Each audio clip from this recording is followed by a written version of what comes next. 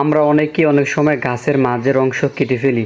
তখন আমরা বলি গাছের মাঝের অংশ থেকে আবার নতুন করে ডালা গজাবে, কিন্তু অনেক সময় দেখা যায় ডালা গজায় না। না গজার কারণ হচ্ছে ছত্রাকের আক্রমণে। এই ছত্রাকের আক্রমণ থেকে রক্ষা পেতে আমাদের একটি করণীয় হচ্ছে, আজকে এটি নিয়ে একটি ভিডিও নিয়ে আসলাম। এটি হচ্ছে, প্রথমে আমাদেরকে একটি পাত্রের ভিতরে কিছু হলুদের গুঁড়া নিতে হবে। এই হলুদের গুঁড়োটা হচ্ছে আমাদের রান্নার কাজে আমরা যে হলুদের গুঁড়োটা ব্যবহার করি সেই হলুদের গুঁড়োটাই।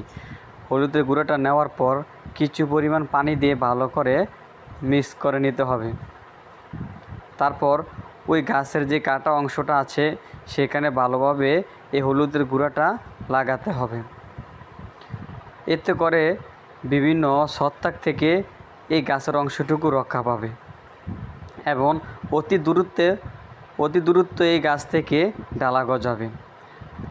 আমাদের হলুদ মাখাটা ভালোভাবে হয়ে গেলে এই অংশে আমরা লাগিয়ে নেব।